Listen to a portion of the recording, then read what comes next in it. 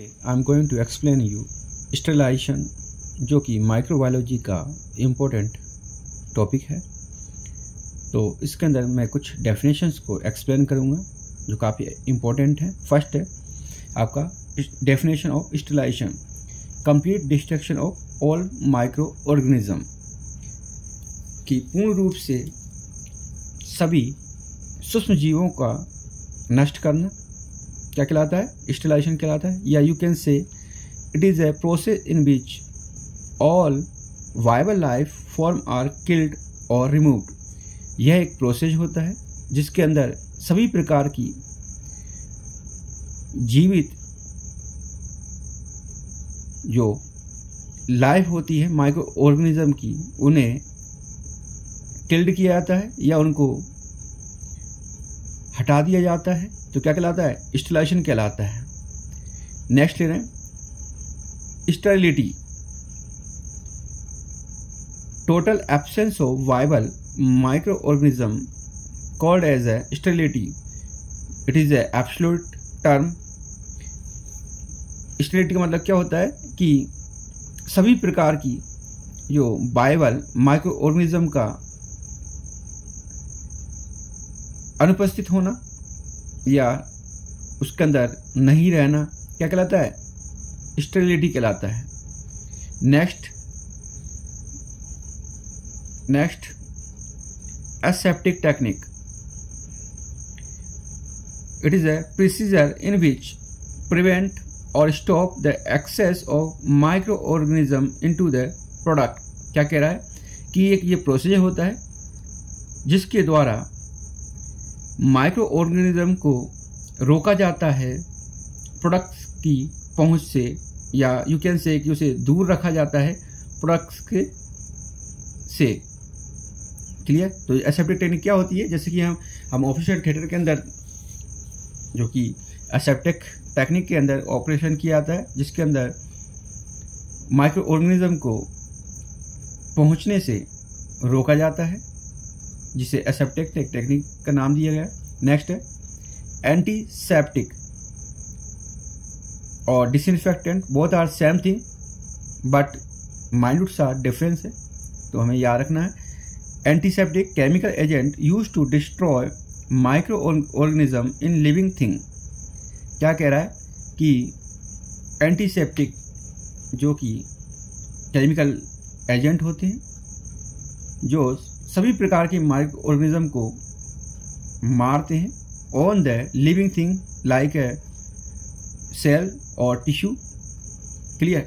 But disinfectant क्या करते हैं? दोनों बहुत आर सेम, बट इनका डिसइंफेक्टेंट क्या करते हैं? आपका जो नॉन लिविंग थिंग होती हैं वहां पर माइक्रो ऑर्गेनिज्म को किल्ड करने का काम करती हैं, जिसे नॉन लिविंग थिंग लाइक है फर्नीचर, फ्लावर है, आपका ग्लव्स हैं, you can say means inanimate things. तो याद रखना है डिसइंफेक्टेंट और antiseptic are both same thing. Clear? But disinfectant are more stronger than antiseptic. Clear? Next है डी वैल्यू और डेसिमल रिडक्शन टाइम। डेफिनेशन है time in minute reduce 90% of bacteria at any defined temperature. क्या कहता है कि 90% bacteria को मारने के लिए लगने वाला टाइम क्या कहलाता है? डी वैल्यू या आपका डेसिमल रिडक्शन टाइम कहलाता है। और डी वैल्यू का इंपॉर्टेंस कहाँ पर होता है? फूड इंडस्ट्रीज के अंदर होता है, जहां पर टाइम टेम्परेचर मेजरमेंट और बैक्टीरिया रिएक्शन के लिए किया जाता है।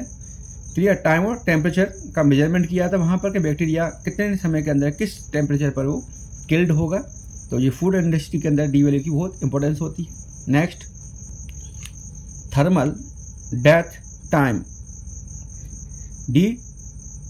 TDT शॉर्ट के अंदर बोला जाता है।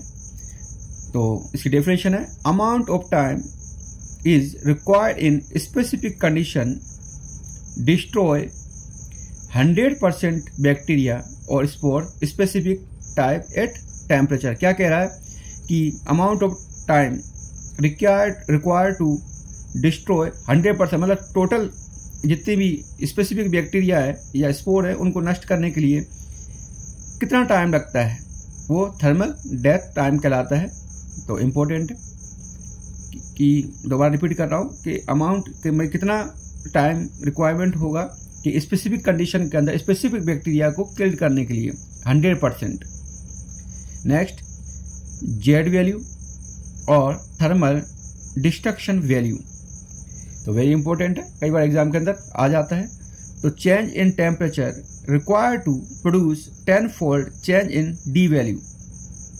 क्या कह रहा है कि अगर हम टेम्परेचर के अंदर चेंज करें तो वो चेंज 10-fold हो किसके अंदर, डी वैल्यू के अंदर।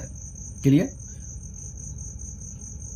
या you can say increase in temperature required to reduce D value by 90%। Clear? Definition दोनों सेम है, थोड़ा सा अंतर है। और ये जेड वैल्यू की इंपॉर्टेंस कहाँ पर होती है, जहां पर मोर रेजिस्टेंस जो माइक्रो ऑर्गेनिज्म होते हैं वहां पर इसके जेड वैल्यू के द्वारा टेम्परेचर का पता लगाया जाता है, या यू कैन से कि मेजर किया जाता है टेम्परेचर को।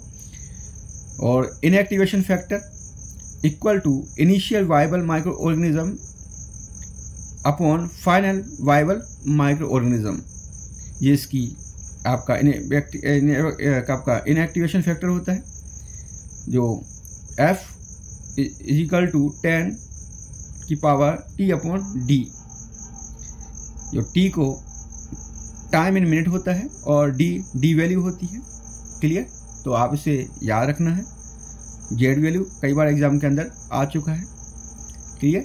Next F value, time in minute required to kill bacteria या you can say micro organism in given food under specific condition. क्या कह रहा है कि एक स्पेसिफिक बैक्टीरिया जो कि फूड के अंदर मौजूद है उसे मारने के लिए कितना टाइम चाहिए होगा, उसे कहते हैं एफ वैल्यू। मैं दोबारा रिपीट कर रहा हूं कि माइक्रो ऑर्गेनिज्म जो कि फूड के अंदर प्रेजेंट है उसे मारने के लिए स्पेसिफिक कंडीशन के अंदर कितना टाइम लगेगा, उसे क्या कहेंगे हम, एफ वैल्यू कहा जाता है। वेरी इंपॉर्टेंट है, एग्जाम के अंदर क्वेश्चन पूछ लिया जाता है एफ वैल्यू मीन्स क्या होता है। नेक्स्ट